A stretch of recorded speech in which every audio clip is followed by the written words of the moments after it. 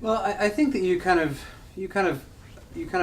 adjust to change in your life day to day. So, I think that when you look back on where you were 10 years ago versus now, you're it seems like you're such a different person from who you once were. But the reality is you're constantly evolving and changing as you go. So, you know, when I think back of the way we used to operate in this band, now it seems like we were two different bands. But the reality is, with every couple day, every month or so, every tour we do, we were kind of growing and learning how to kind of growing into our own shoes, so to speak.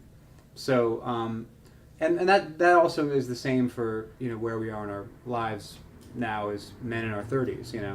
It's like you just kind of adapt and grow. And I think the most important thing that for me personally that I'm always trying to maintain is that I just want to be kind of, I don't want to, I want to be age appropriate. Do you know what I mean? Like I want to write music that reflects who I am as a 34/35-year-old person, and the music that I wrote when I was 20, we still perform it. People still, come out and enjoy it, and people still listen to it. And it's got a little trip down memory lane, kind of playing those songs and remembering where my headspace was when I wrote them and how much I've changed. But I think as I continue to grow older as a human being, I just want to kind of have the work that I do and the work that we do reflect, what we feel is an appropriate level of maturity, and maturity not being like, MOR kind of like, soft rock, but just kind of a level of sophistication and maturity that, kind of is cognizant of where we have come from, but also, aware, also aware of the fact that we want to continue moving forward.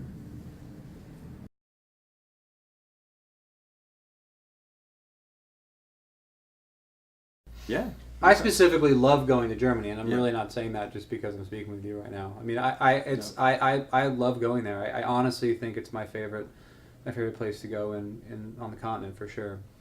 I don't know, and I think also it's the place where I think we have kind of the most friends that we've made along the way, and we kind of, while it can be sometimes frustrating, I actually kind of appreciate the directness when I talk to journalists from Germany. There's a very, very kind of biting directness, but I actually really, I kind of appreciate it because, you know where you stand. You know where you stand, and us, we Americans are kind of can be very passive aggressive. But I just also just I love Berlin. It's one of my favorite cities in the world, and I love going to Hamburg and Munich, and so I mean I'm really looking forward to it.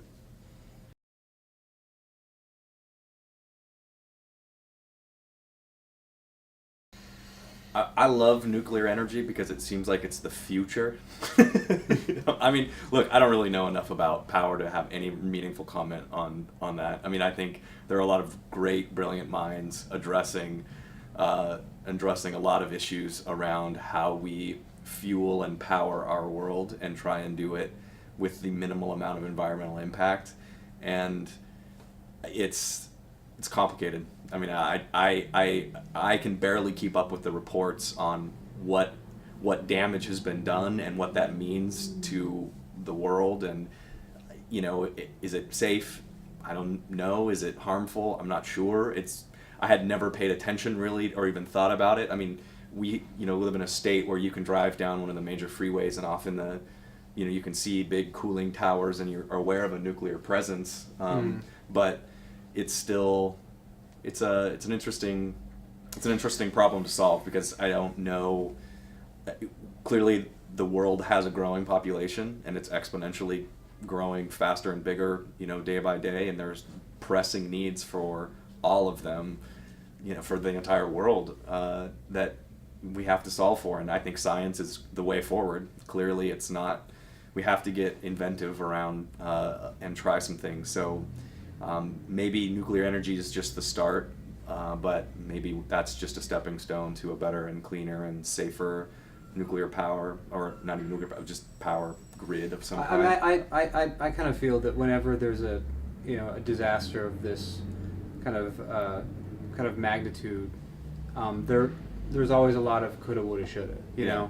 And it's I mean when with New Orleans it was the levees. With this it's it's not nuclear power's fault that there was you an know, earthquake. a giant earthquake and tsunami. It's like these Yeah. things and Yeah. that's not to say that that's not to say that these kind of that and that's not even meant to be a comment on nuclear power. It's more so just to be one that I think that when bad things happen, we're trying to figure out if there's anything we could have done beforehand to kind of prevent any further tragedy happening after the event. And I think that sometimes there's just nothing you can do.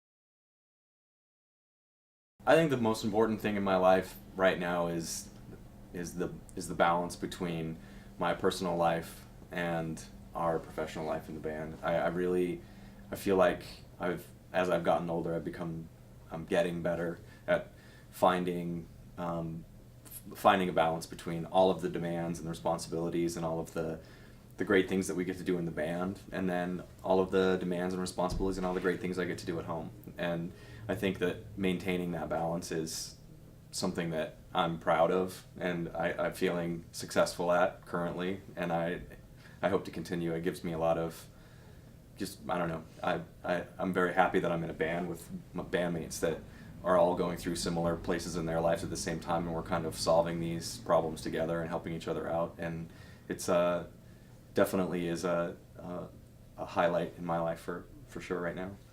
Now, I mean, for me, it's family, and it's the family of, the family you're related to, and the family that you choose. So I think that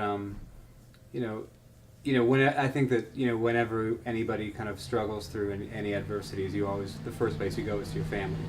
So I mean, to me, I think that's by far and away the most important thing.